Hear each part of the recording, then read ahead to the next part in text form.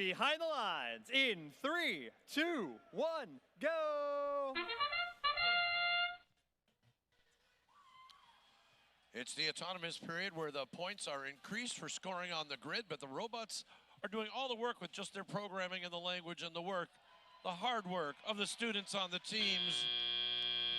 And that hard work paid off for a Red Alliance with a score of 36 and a Blue Alliance with a score of 25. A little more scores happened for the Red Alliance, which really made up the difference. That was 12 points for each alliance for a robot being energized on the charge station, for being engaged there.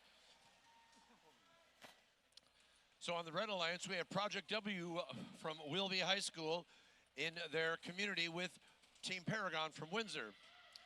Team Paragon largely picks up and scores in the hybrid at the bottom. That's worth up to 3 links, and they can be steady as she goes. 1699 Bacon Academy from Colchester. Their specialty is scoring high and getting 5 points for that cone that they just placed there. They're good at making links up top, which they just did. You get 5 points extra for a link, and they're leading 70-36 right now.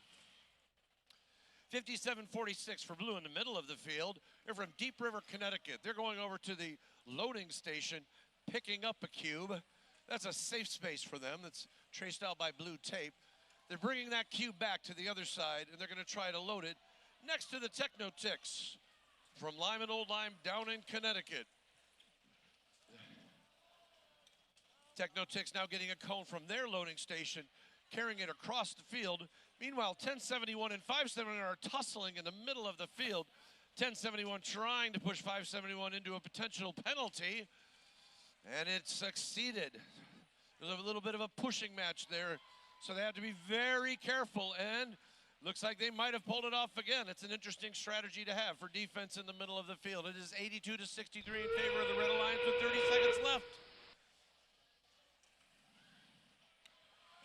1071 Team Max is from Wolcott, a team. They run a competition called Where's Wolcott. They do a lot of work in their community for the robots, and now they're getting together with their alliance. All 3 of them are going to try to balance on their bridge to get 30 more points, which would put them ahead. Red Alliance has 10 seconds to get their act together to pull it up to avoid making another loss. They've got to try to do it with 1 second left. They get 2 robots up there. This one is close, folks. Very close.